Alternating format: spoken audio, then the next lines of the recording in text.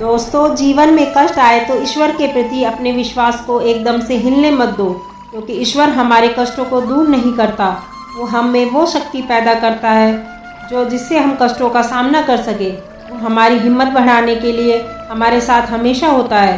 पग पग पर यह एहसास दिलाता है कि तू डर मत, मैं हूँ तेरे साथ। एक औरत थी, भगवान श्री कृष्ण की परम भक्त। दिन रात उनके नाम का सिमरन करती और भजन करती।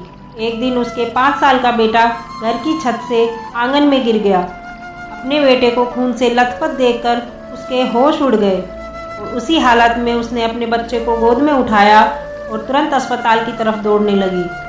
अस्पताल की तरफ दौड़ते वक्त उसके दिमाग में बार बार यही ख्याल आ रहा था कि मैं ईश्वर को इतना ज़्यादा मानती हूँ और आज ईश्वर ने मेरे साथ ये क्या किया। उसने भगवान श्री कृष्ण को उल्हाना दिया, हे कान्हा, दिन रात मैं तेरा नाम जपती हूँ, फिर भी तुमने मेरे बेटे के साथ ये क्या किया।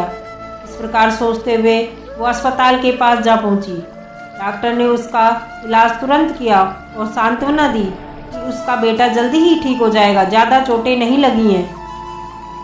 डॉक्टर ने दवाई देकर और पट्टी बांधकर उसे घर भेज दिया। और वो तो माँ थी, बार बार उसी घटना को याद करके सिहर उठती। बार बार ख्याल आता, भगवान का इतना नाम लेने पर भी उसके बच्चे के साथ ये क्या हो गया। भगवान ने उसके बच्चे की रक्षा क्यों नहीं की। ये सवाल उसके दिमाग में बार बार आ रहा था।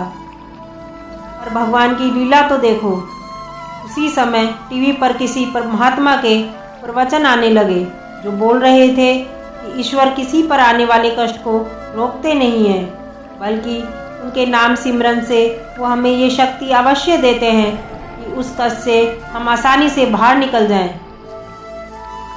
भगवान हमारे मार्ग को सरल कर देते हैं, इसलिए नाम सिमरन करते रहना चाहिए।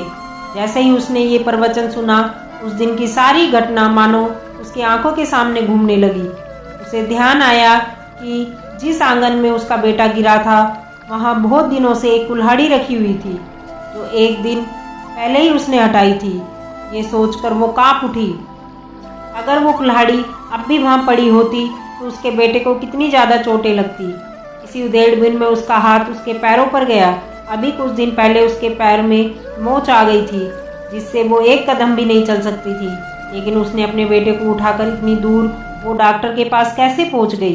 इतनी शक्ति और हिम्मत उसमें कहाँ से आ गई। उसे ध्यान आया, ये जरूर उसके कान्हा की कृपा थी। उसको एक एहसास और हुआ, डॉक्टर जो 2 बजे बाद अस्पताल में नहीं होते, वो उस दिन 4 बजे बाद भी अस्पताल में थे, जिसके कारण उसके बेटे का समय पर इलाज हो गया। क्या पता किसी ईश्वरीय शक्ति ने उन्हें रोक रखा हो। इस सारी घटना को याद करके उसके मन से सारे संशय दूर हो गए और अपने घर के मंदिर में जाकर कृष्ण को प्रणाम किया और कहा, हे कान्हा, मेरे पुत्र की रक्षा करने के लिए शुक्रिया। और फिर से कृष्ण का नाम सिमरन करने लगी। फिर मिलेंगे दोस्तों एक नई कहानी और नए वीडियो के साथ। राधे राधे।